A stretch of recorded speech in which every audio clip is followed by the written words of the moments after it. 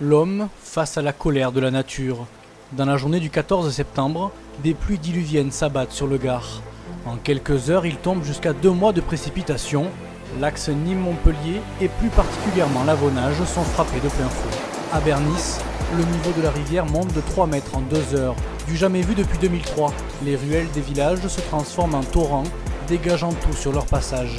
Routes et autoroutes A9 sont coupées, les automobilistes sont élitreillés. Le trafic ferroviaire est aussi coupé. Face à la montée des eaux, les Gardois se sentent impuissants. Ces intempéries résultent d'un épisode méditerranéen. Avec la montée des températures, la mer Méditerranée transpire. Cet air chaud et humide se transforme en véritable orage au contact de l'air froid. Actuellement, les élus travaillent sur un nouveau plan de lutte contre ces inondations. Un plan pour se prémunir des caprices de la nature auxquels l'activité humaine n'est sûrement pas étrangère. On en parle ce soir dans Bonsoir le Gard. Bonsoir Claude de Girardi. Bonsoir. Merci beaucoup d'être avec nous sur le plateau de Bonsoir le Gard. On va rappeler que vous êtes délégué communautaire à Nîmes Métropole en charge du risque inondation. On est ravis de vous avoir sur notre plateau ce soir. On sait que vous venez tout juste de prendre les fonctions que jusque-là occupait Marc Tolel. Mais je crois que vous êtes venu avec des éléments concrets sur ce PAPI 3 qui est en construction à Nîmes Métropole. Tout à fait, oui. Un beau programme dont je m'imprègne un peu en urgence, compte tenu des événements aussi, et qui, en effet, je pense, sera de nature à rassurer encore plus sur les aménagements entrepris par la collectivité. Merci en tout cas d'avoir accepté de débattre ce soir avec nous. Donc je ne vais pas dire face à vous, parce que tout à l'heure, on m'avait dit que ce n'était pas face à lui que vous souhaitiez être ce soir, mais quand même, c'est le maire de Bernis qui est avec nous. Merci beaucoup d'être là, monsieur le maire. Bonsoir. Vous êtes l'une des communes sinistrées le 14 septembre dernier dans le département du Gard et c'était effectivement important pour nous de vous avoir avec nous.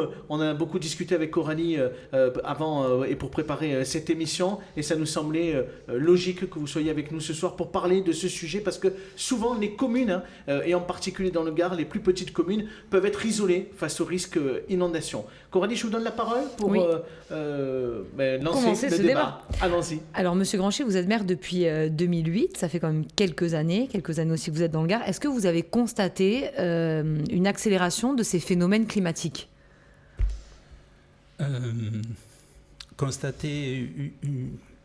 Ce que j'ai constaté, c'est que l'intensité est de plus en plus forte, me semble-t-il. Nous avons eu le problème des inondations en 88, en 2002, en 2005, en 2021. Et c'est vrai que cette intensité que nous avons eue lors de ces intempéries du 14 septembre est très, très forte, très importante. Il y a eu quoi comme gros dégâts ? Alors, les gros dégâts, il y a eu des toitures arrachées, il y a eu des chemins, des pistes des FCI, de la voirie qui a été fortement endommagée.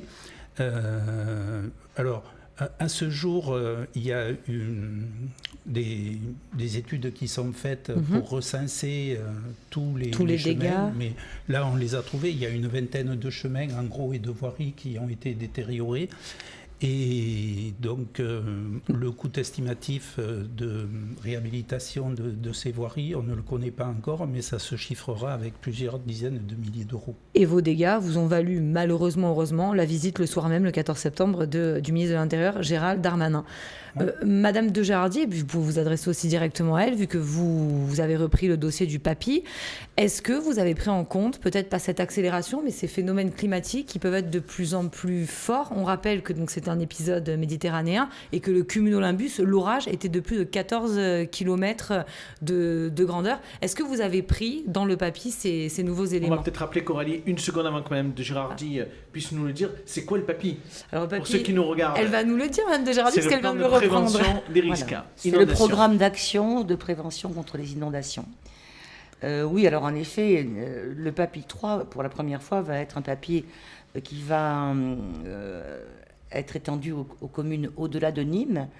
Mais Nîmes, depuis son premier PPCI, a été pionnière sur le sujet parce que très fortement touchée il y a déjà 30 ans et plus de 30 ans. Les travaux au départ se concentraient beaucoup sur la ville de Nîmes. Qui avait Même été jusqu'au meurtrie. Papy 2 en fait. Hein. Ah d'accord. Le PPCI de 90 à 2006, le Papy 1 qui a suivi, le Papy 2 de 2014 à 2021 ont été À exclusivement Bernis, par nîmois. exemple, il n'y a pas eu de travaux. Il y avait un Papy 2 du Vistre, porté par d'autres collectivités, si vous voulez. Hein. Mais les sommes consacrées pour le Papy 2 de Nîmes, par exemple, et pour le Papy 2 du Vistre étaient très différentes. Le Papy 2 de Nîmes, je regarde rapidement mes notes, mais c'était 102 millions d'euros de programme. 90 ont été réalisés, dont 70 millions d'euros de travaux. Le Papy 2 du Vistre, c'était 3 millions d'euros. Monsieur Granchy, vous avez envie de demander quoi à l'intercommunalité qui a cette compétence avec le PTB, mais vous avez envie de leur dire quoi au lendemain de ces inondations? Elle est là, profitez-en et elle est le chéquier. Nous en avons parlé avec Claude récemment aussi. Donc, Bernis s'est porté candidat dans le cadre du Papy 3. Et donc, lorsque M. Darmanin est venu à Bernis, on lui a demandé un petit peu une participation de l'État pour que ce Papy 3 puisse aboutir et que Bernis soit pris en compte.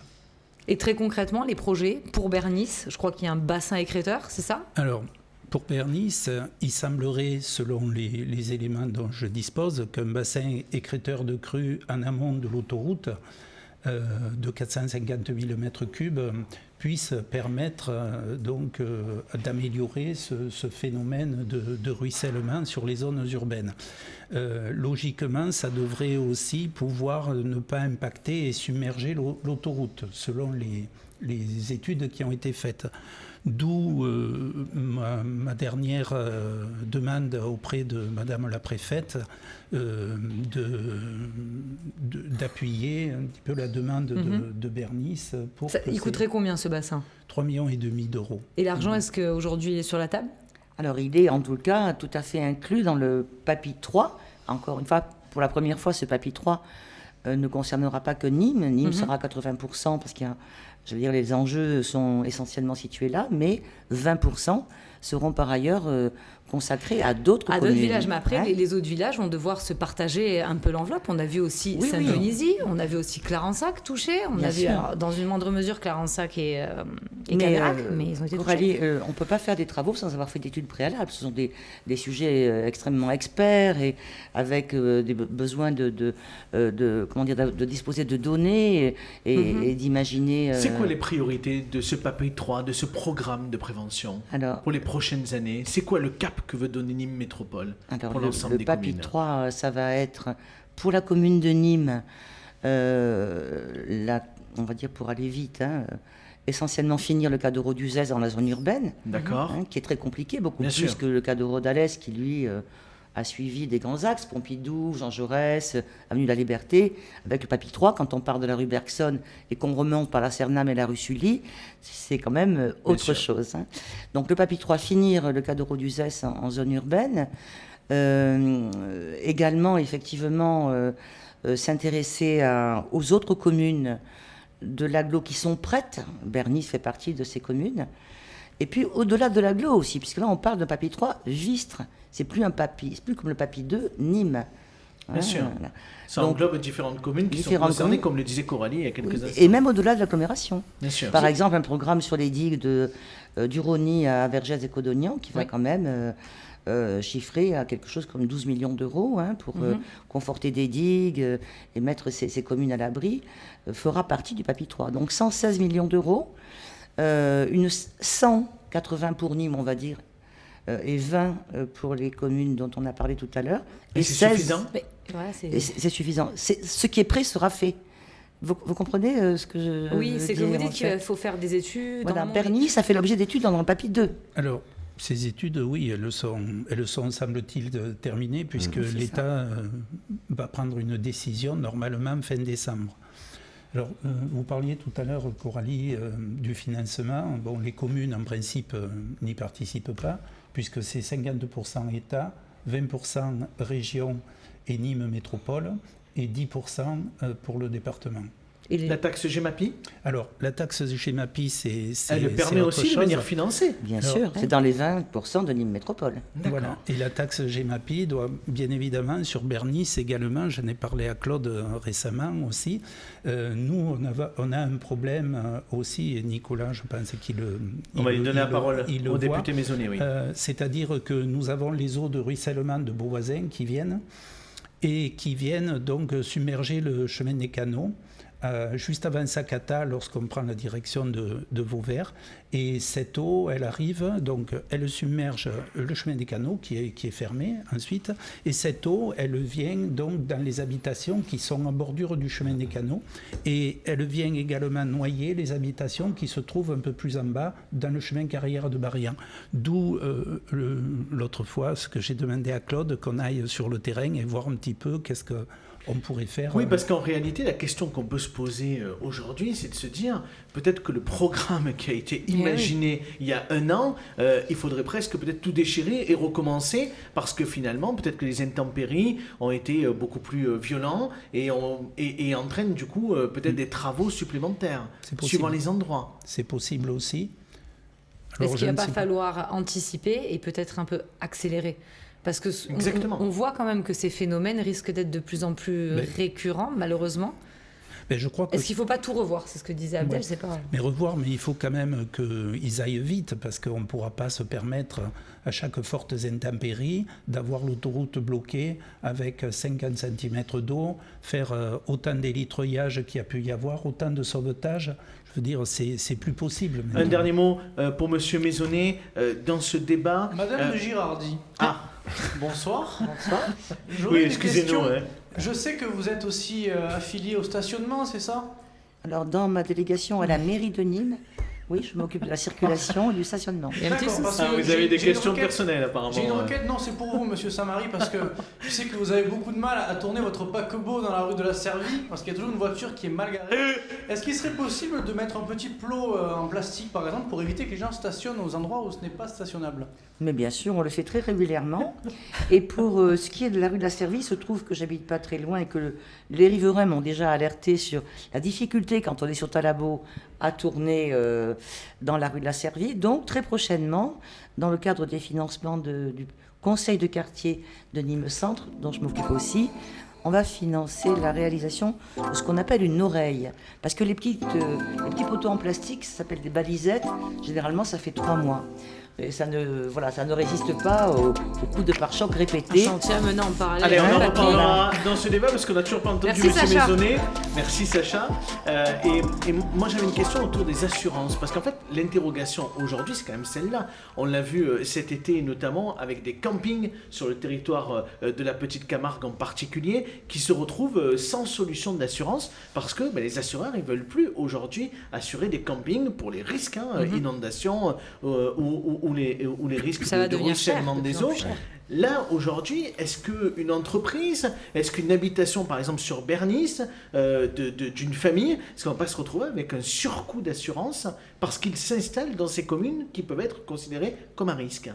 Et est-ce que là, il n'y a pas un vrai boulot des députés et des sénateurs? Effectivement, là, vous soulevez des interrogations pour lesquelles, bon, je vais le dire très modestement, je n'ai pas la réponse, mais effectivement, il va y avoir des difficultés avec les assurances. Bon, moi, comme tous les élus, je suis allé sur le terrain à la rencontre d'un certain nombre d'élus, à la rencontre de nos habitants. J'ai touché du doigt ce qu'était ce drame, ce qu'on a vécu. Par chance, il n'y a pas eu de dégâts humains. Au moins, on peut, pour ce coup, s'en satisfaire.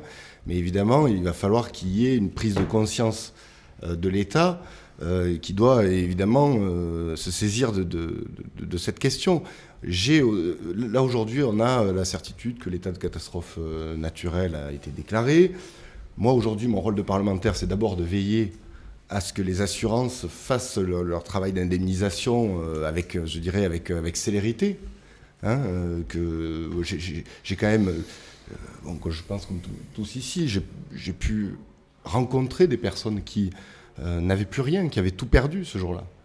Il y a d'autres problèmes aussi avec les assurances.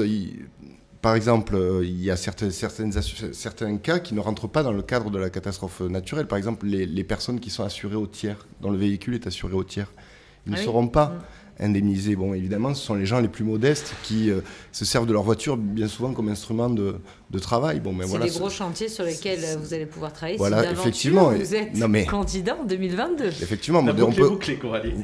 vous conviendrez avec moi qu'on peut d'ores et déjà y travailler. On a 9 mois. C'est un Merci marché, beaucoup. Merci, Madame de Je veux Girardi. dire un mot sur les assurances. Je vous en prie, allez-y rapidement. Parce qu'en fait, ça me faisait penser au fait que les personnes elles-mêmes peuvent se prémunir. Il faudra apprendre à vivre avec ce risque qui, de toute façon, sera toujours là, même si on en réduit l'impact avec des grands travaux, avec des bassins de rétention. Et donc, je voulais dire un mot de Nîmes à l'abri. Je vous en prie. Nîmes à l'abri, c'est quand même, dans Papy 3, 16 millions d'euros pour les diagnostics. On vient chez les habitants, on regarde ce qui peut être fait pour réduire l'impact des inondations, des eaux de ruissellement sur les habitations notamment, mais pas que. Ça concerne aussi les assurances. Et les travaux peuvent être financés jusqu'à 80% et même jusqu'à 100% avec les compléments de financement. Donc c'est important de savoir que si par exemple on a mis un bâtard d'eau, on n'aura pas 50 cm d'eau dans sa maison. Et ça fait partie je pense, d'un axe du Papy 3 qui ne figurait pas moins dans les précédents papys, c'est-à-dire la prise de conscience et le travail à faire. C'est de la prise de conscience et de la préconisation. On n'oblige pas aujourd'hui. On n'oblige pas, mais on accompagne fortement. Est-ce qu'on pourrait y venir sur des territoires de Nîmes, par exemple, ou même de Nîmes Métropole, sur lesquels il y a un risque? On n'est pas dans cette philosophie-là, on est dans la philosophie de proposer de l'aide, de l'accompagnement, de l'expertise et de voir comment on peut justement réduire les impacts sur les habitations des inondations. Et je crois qu'il faut que nous tous, citoyens gardois, notamment, mais pas que, on voit que les Bouches-du-Rhône sont touchées, apprenions à vivre avec ça et à faire un peu avec, quoi. Juste très rapidement pour rebondir sur ce que vous avez dit, attention quand même aux assurances. On voit quand même qu'il y a une inflation. Les gens, ils ont de moins en moins d'argent. C'est peut-être à un moment donné aux responsables politiques de faire des choix et de se dire on va mettre de l'argent peut-être plus important sur le Papy 3 pour éviter qu'on se retrouve avec des gens qui ont des assurances trop élevées parce que comme les viticulteurs, ils ne les prendront pas. Donc c'est au pouvoir public aussi de mettre l'argent là où il doit être utilisé le plus urgemment.